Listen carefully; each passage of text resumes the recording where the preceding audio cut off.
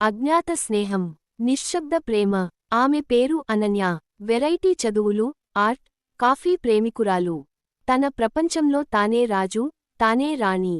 తన భావాల్ని బయటకు చెప్పలేని, కాని తన కళ్లతో అన్ని చెప్పగలిగే మౌనవతి. అతను నిహారిక్, ఒక సాఫ్ట్వేర్ ఇంజనీర్. రోజూ office, traffic, laptop, time table మధ్య బంధించబడ్డ జీవితం. కాని అతని లోపల మాత్రం ఓ రచయిత జీవిస్తున్నాడు, ఎవరికీ తెలియకుండా ప్రేమగా కవితలు రాసే మనసున్నవాడు. ఒకరోజు రైల్వే స్టేషన్లో మొదటిసారి కలుసుకున్నారు. ఒకే బుక్స్ తీసుకున్న ఇద్దరు, కాఫీ కప్ లాగించడంలో చిన్న తగాదా. అదే మొదటి మాట. తర్వాత మరలా అదే ట్రైన్, అదే టైన్, అదే ప్లాట్ఫారం. మౌనంగా అభివృద్ధి చెందిన పరిచయం. స్నేహం మొదలై అతడి కవితల్లో ఆమె మెరిసింది. ఆమె పెయింటింగ్స్లో అతని చూపులు ప్రతిబింబించాయి.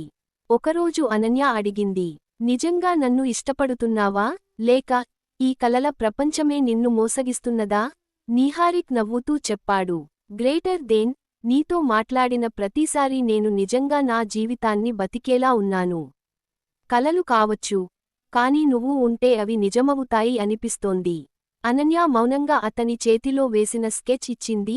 అందులో ఇద్దరూ ఒకే బెంచ్పై, ఒకే పుస్తకాన్ని చదువుతున్నారు. అదే రోజు మొదలైంది వారి నిజమైన ప్రేమ ప్రయాణం. మాటల్లో కాదు, భావాల్లో ప్రేమించుకున్న ఇద్దరి కథ.